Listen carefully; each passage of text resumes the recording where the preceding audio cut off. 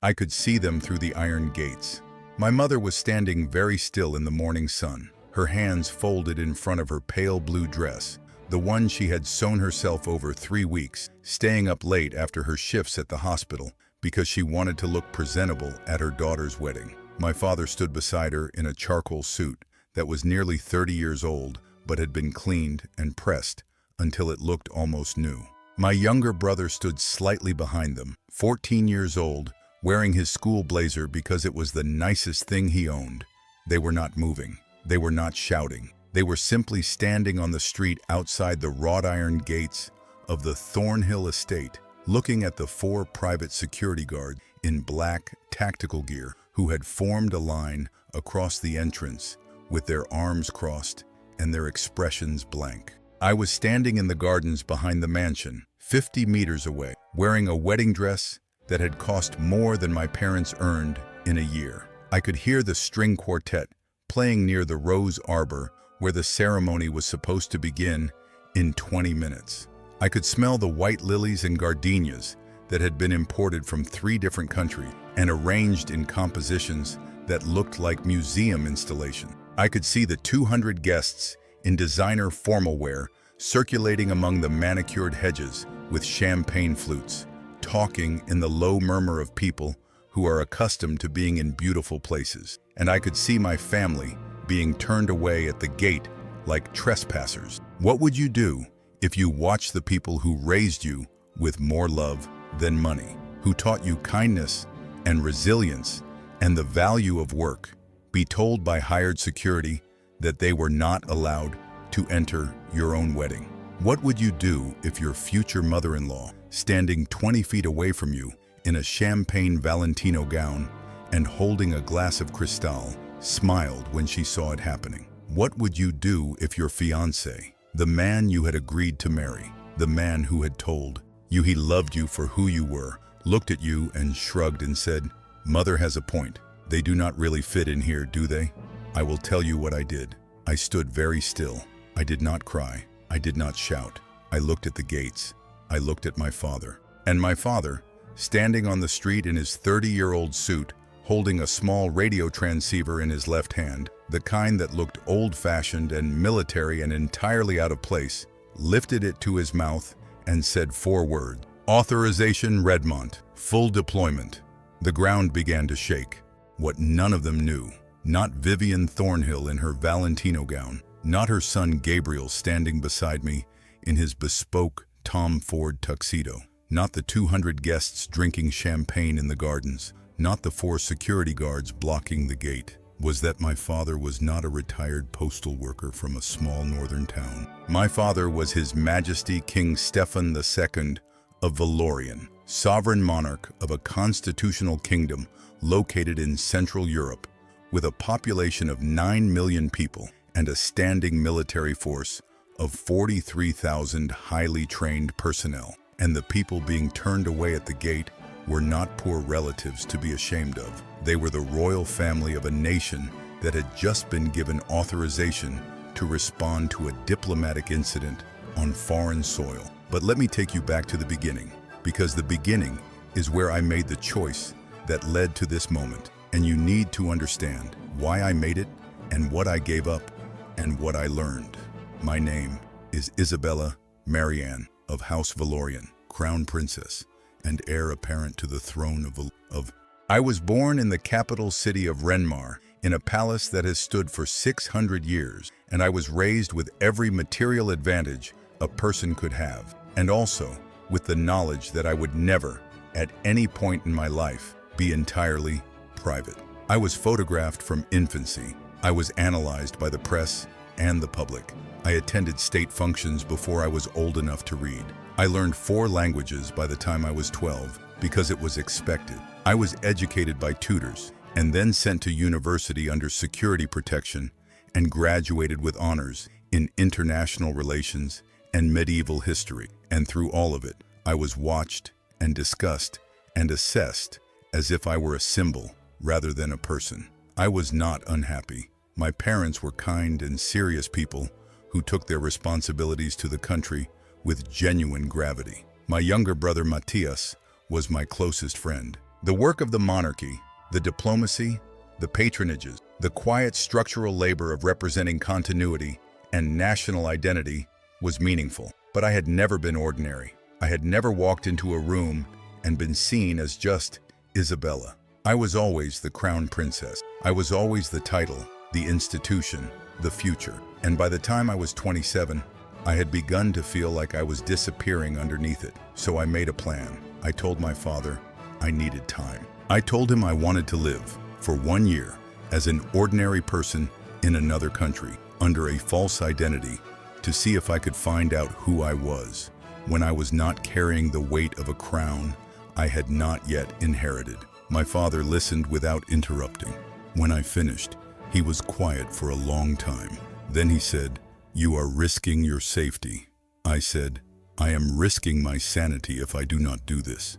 He looked at me with an expression I had rarely seen on his face, something soft and sad and understanding. "1 year," he said, "and you will have protection. You will not know they are there, but they will be there." I agreed. 3 weeks later, I left Valorian under the identity of Isabella Marin, a British citizen with a modest inheritance and a work history in archival research. I rented a flat in Oxford. I took a job as a junior research assistant in the Bodleian Library, cataloging medieval manuscripts and correspondence. The work was real and quiet and required no performance. I was good at it. I met Gabriel Thornhill 4 months in. He was a management consultant at a firm in London, in Oxford, for a weekend conference.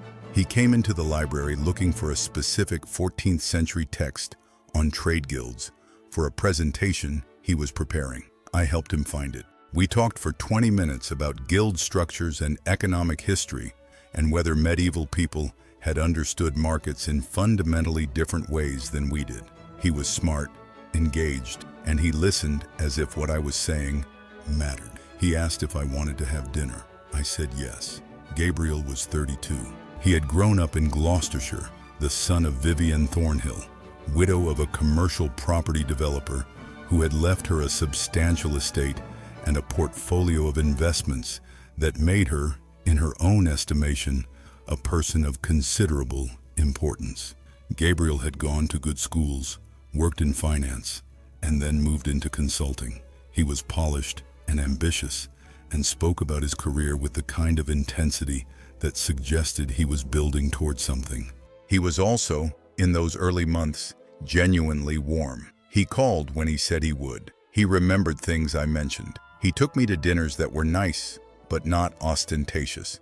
He seemed interested in my work, in my thoughts, in the person I was presenting as, Isabella Marin, quiet research assistant with no family to speak of, and a small inheritance that covered her rent. I told him my parents were dead. This was a lie.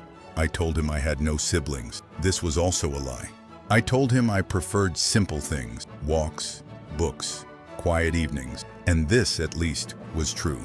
He seemed to find it all appealing. He said I was different from the women he usually met, who were obsessed with status and appearances. He said I was real. I wanted to believe him. We dated for 8 months before he proposed. He took me to a restaurant in the Cotswolds, a Michelin-starred place with views over rolling hills and a tasting menu that cost more than I had ever spent on a single meal in my life, even as a princess. He produced a ring, a diamond solitaire, tasteful and expensive, and he said that he had never met anyone who made him feel the way I did, which was grounded, and that he wanted to build a life with me. I said yes. The problems began 2 weeks later when I met his mother. Vivienne Thornhill was 64 years old and had spent the last 18 years of her life constructing a social identity around the fact that she was wealthy and connected and had very specific ideas about what kind of people mattered. She lived in the Thornhill estate, a Georgian manor house on 200 acres in Gloucestershire with formal gardens and a full-time staff of 7. She dressed exclusively in designer labels. She attended charity galas and sat on the boards of organizations that existed primarily to give wealthy people something to put on their letterhead. She invited me to lunch at the estate 1 week after the engagement, just the two of us. She said she wanted to get to know me properly. The estate was beautiful, in the way that old money is always beautiful. Understated, maintained, designed to communicate permanence. Vivian met me in the drawing room wearing a cream Chanel suit and pearls that looked like they had been in the family for generations, but had probably been purchased at auction within the last decade. She offered me tea from a silver service. She asked about my background. I told her the story I had prepared. Parents deceased, no siblings, small inheritance, work at the Bodleian. She listened with an expression of polite interest that did not reach her eyes. When I finished, she set her teacup down with great precision and said, "How charming. Gabriel has always had a soft spot for projects." I looked at her. "I am not a project." "Of course not, dear," she said. She smiled. "But you must understand that Gabriel is going to inherit a considerable estate. The Thornhill name carries weight in certain circles. The woman beside him will need to be someone who can navigate those circles with ease." She paused. "Someone with the right background," I said. "And you do not think I have the right background?" "I think," she said carefully, "that you are a lovely girl who works in a library, and I think Gabriel deserves someone who can match his ambitions." That was the first cut, clean, deliberate, designed to establish exactly where I stood in her estimation. I did not respond. I finished my tea. I thanked her for lunch. I left. I told Gabriel about the conversation that evening. He sighed and said his mother was protective, that she had very fixed ideas, that she would warm to me once she saw how happy we were together. I said, "She called me a project." He winced. "She should not have said that, but she did."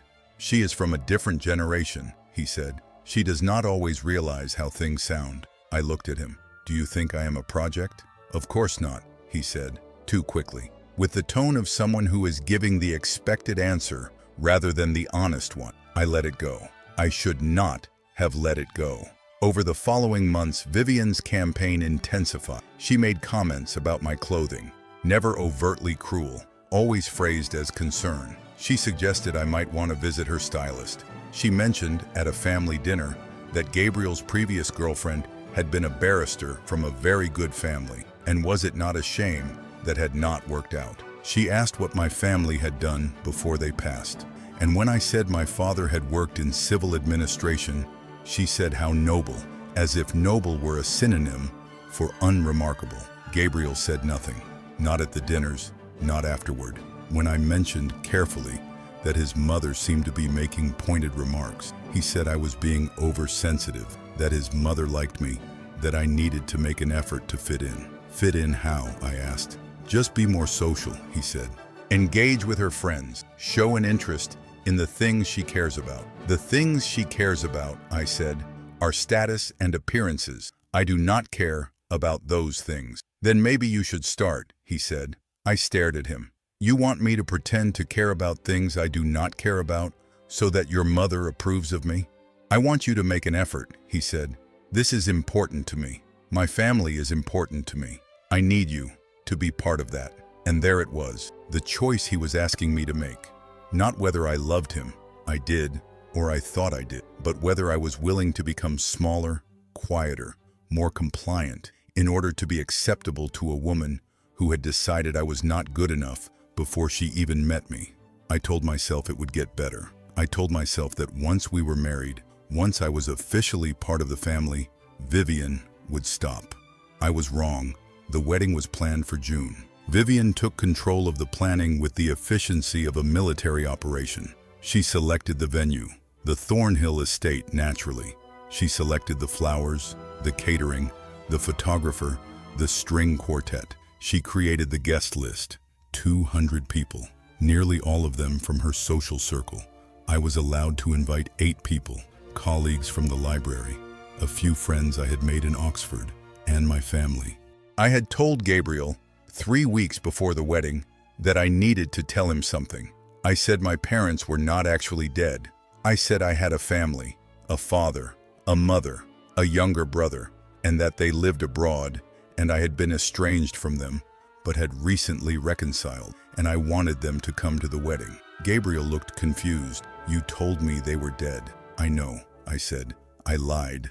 I was not ready to talk about them, but I am ready now." "Where do they live?" he asked.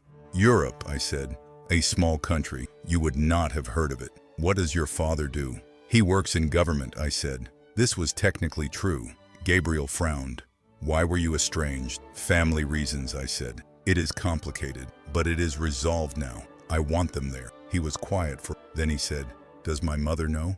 Not yet, I said. I wanted to tell you. She is not going to like this, he said. Why would she care? I asked. Because it changes the narrative, he said. She has been telling people you are an orphan. If you suddenly have a family, it looks like you lied. I did lie, I said. Exactly, he said. And that is going to be a problem. I looked at him. Gabriel, they are my family. I want them at my wedding. He sighed. Fine, invite them, but do not be surprised if my mother is upset. Vivian was more than upset. When I told her 3 days later that my family would be attending, her face went through a series of expressions: surprise, suspicion, anger, before settling into something cold and controlled. I see, she said. And where exactly is this family from? Valorian, I said. I have never heard of it, she said. It is a small country, I said. And what does your father do there? He works for the government, I said. In what capacity? Senior administration, I said. She looked at me for a long moment. Isabella, I am going to be very direct with you. This wedding has been planned with a certain image in mind. The guest list has been carefully curated. If your family does not fit that image, it creates complications. What kind of complications? I asked. The kind where people ask questions, she said. The kind where the aesthetic is disrupted. I stared at her. You are worried about the aesthetic. I am worried, she said, about maintaining standards. I should have walked away then. I should have called off the wedding and gone home and told my father that the experiment was over and that I had learned everything I needed to know about people who measure worth by appearance. But I did not, because I wanted to see how far she would go. The answer was, all the way. The morning of the wedding, my family arrived at the Thornhill estate at 9 o'clock. They had flown in the night before on a commercial flight. My father had insisted on discretion, and they were dressed simply and appropriately. My mother in her pale blue dress, my father in his old charcoal suit, my brother in his school blazer. They arrived at the front gates in a taxi. The gates were closed. 4 private security guards in black tactical gear were standing at the entrance. My father approached. He said they were family of the bride and were here for the wedding. The lead security guard looked at a clipboard. He said, names? My father said, Stefan Marin, Elena Marin, and Matthias Marin. The guard scanned the list. He looked up. You are not on the approved guest list. My father said, there must be a mistake. We were invited by the bride. The guard said, I have my instructions. No one enters without being on the list. My mother said, please, we have come a long way. Can you check with someone inside? The guard looked at her with an expression of complete indifference. My instructions come from Mrs. Thornhill. She was very clear. No exceptions. And then I understood. Vivian had removed them from the guest list. I was standing in the bridal suite when one of the staff members knocked and told me there was a situation at the gate. I walked to the window. I looked down at the gardens. I looked toward the gates. I saw my family standing on the street. I walked downstairs. I walked through the gardens in my wedding dress, the silk train dragging across the grass, past the guests who were beginning to assemble near the rose arbor, past the string quartet, past the tables set with crystal and silver. I walked to where Vivian was standing near the champagne fountain, talking to a cluster of women in designer gowns. Why is my family being turned away at the gate? I asked. Vivian turned. She looked at me with an expression of mild surprise, as if I had asked an unreasonable question. Isabella, we discussed this. The guest list is final. You removed my family from the guest list.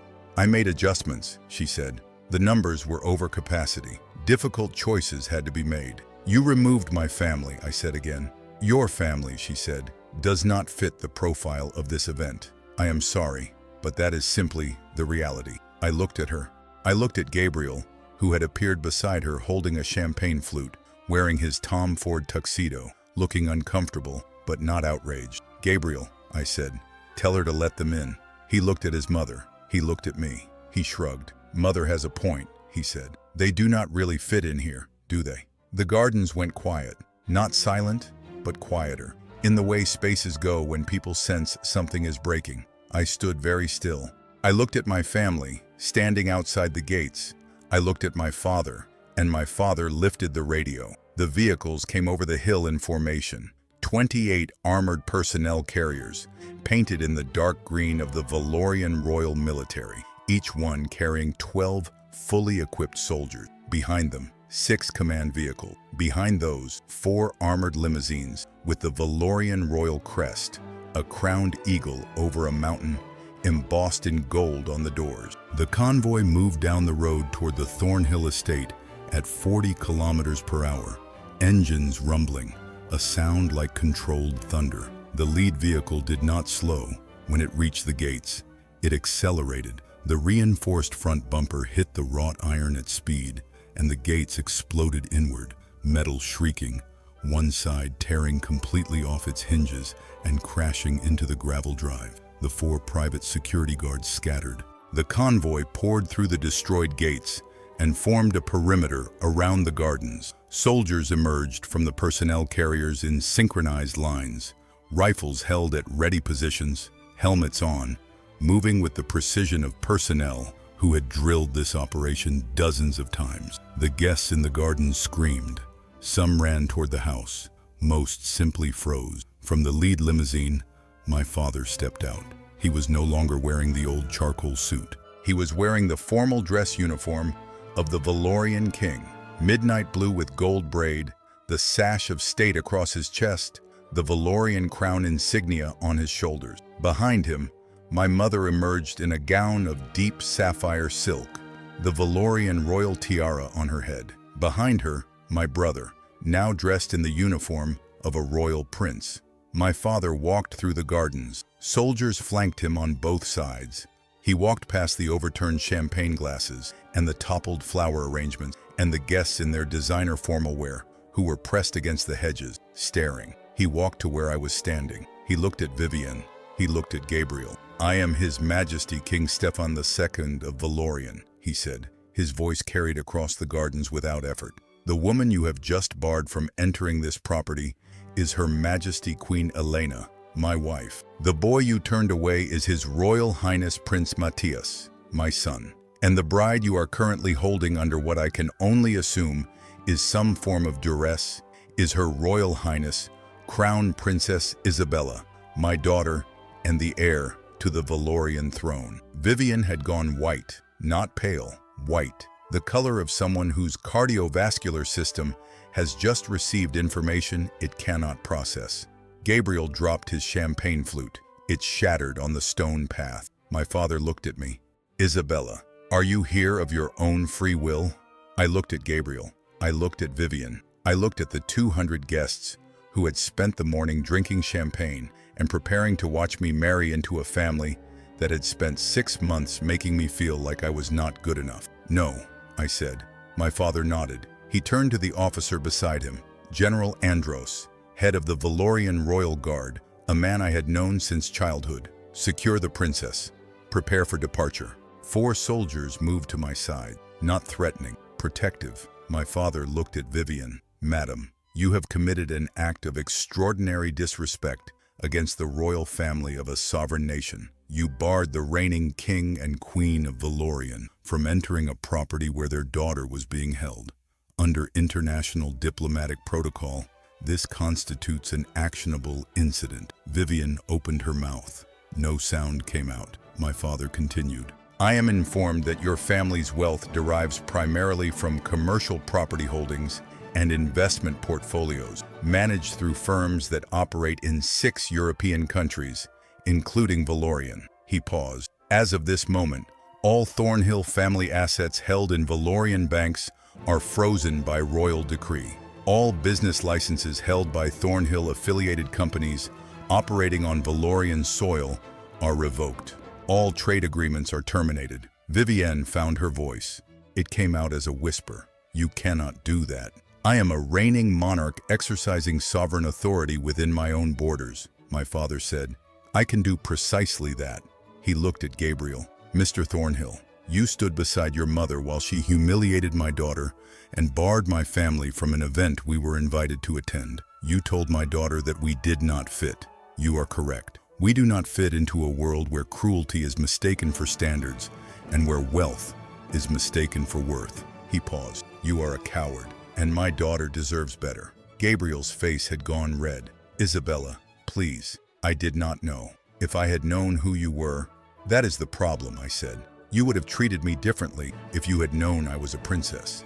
You would have defended me if I had power. But when you thought I was no one, you let your mother treat me like nothing. I looked at him for a long moment. 5 years ago, I might have cried. But I had spent 6 months watching this man choose comfort over courage, watching him ask me to shrink so that his mother would be pleased, watching him perform love without ever actually defending it. The wedding is canceled, I said.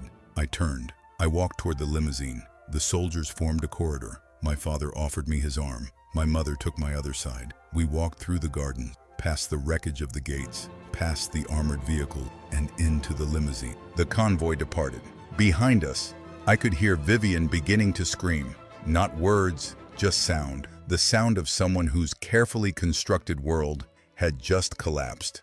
I did not look back. 3 weeks later, the Thornhill family's financial situation became a matter of public record. The frozen Valorian assets represented 42% of their total wealth. The revoked business licenses collapsed 2 major property developments. The family was forced to sell the Thornhill estate within 6 months to cover debts.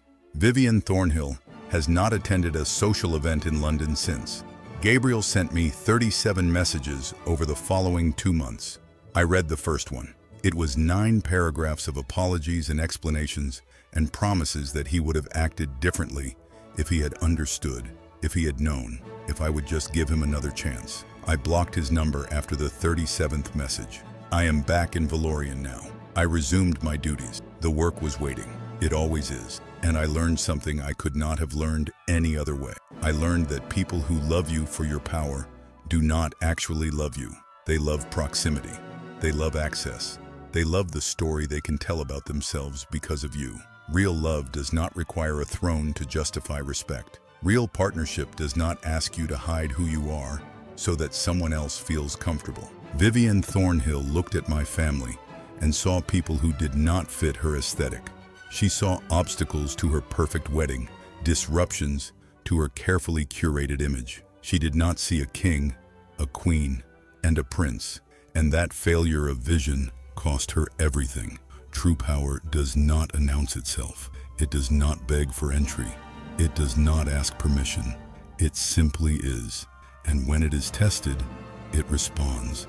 My father brought an army to my wedding, not because he wanted to show off, but because his daughter had been disrespected and his family had been barred from an event they had every right to attend. And sometimes the only language cruelty understands is overwhelming, undeniable force.